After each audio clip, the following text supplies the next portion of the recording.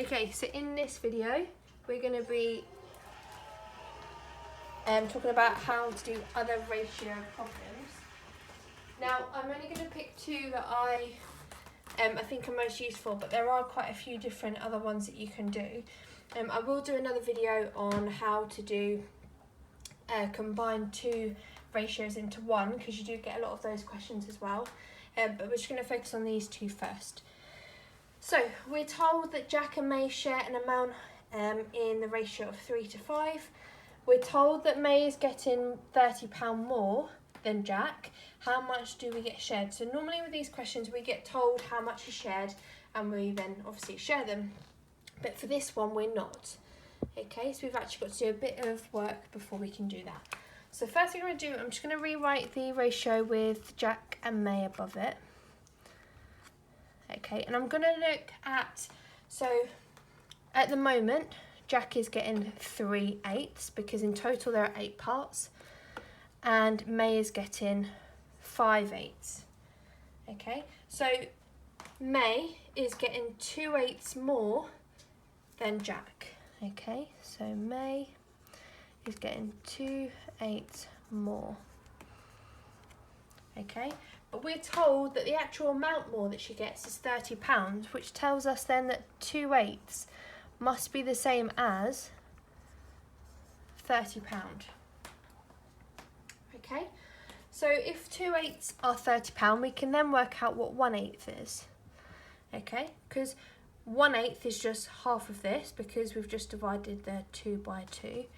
So if we divide that by 2, that will tell us what 1/8 is, which is £15. Okay, so once we've worked out that, we can now actually work out how much money each of them get. Okay, so he's going to get 15 times by 3. Actually, I'm going to write it over here just so we've got a bit more. So Jack is getting 3 times £15. Okay, because he's getting 3 parts, and then that's just the worth of 1 part, which is 45. And May's getting 5 parts, so she's getting 5 lots of 15, which is £75. Okay, but the actual question asks us how much money is shared in total. So that means we've got to add up those two amounts.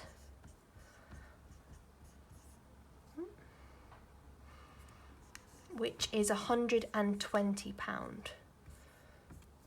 Okay, so that much, how much is shared in total. Okay, so it's just understanding this bit first. So the differences in the fractions compared to the actual amount that she's getting more, you then just make them equal, and then from there you can work out what 1/5 is, 1/8 is, and so on. Okay, so that's one type. Another type is this. Now, looking at it, it looks really horrific, and actually there's 2 parts to it as well. So I'm going to split the page. I'm just going to do one part at a time. Okay, so we're told the ratio of pens to pencils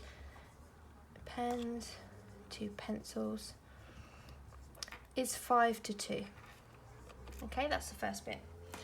We are told that there are 30 pens in total, so I'm just going to write 30 under the 5.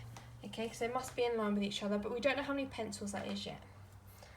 Okay, so the first thing we want to do is just work out the number of pencils, because looking later on, it says how many green pencils, so I know that I need to find out the total number of pencils at some point.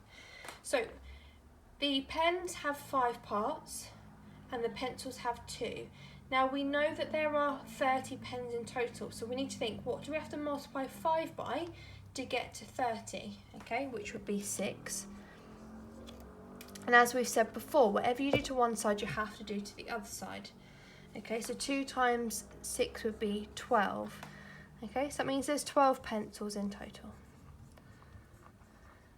Okay, so that bit's going to help us for the second part, so I'm now up to here.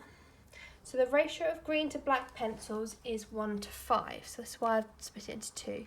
So we've got green and black. Remember, the order matters because that then tells us which order these go in. Okay, so green to black pencils are a ratio of 1 to 5. We know there are 12 pencils in total. Now this bit is just back to just basic sharing. So we work out what fraction are green. So there are 6 in total because 1 and 5. So it's 1/6. Now you can write down what fraction are black, but to be honest it doesn't actually matter because they only want how many green pencils there are. Okay, so we need to find 1/6 of 12, which is just 12 divided by 6, which is 2. Okay, and that's my final answer. There are 2 pencils that are green.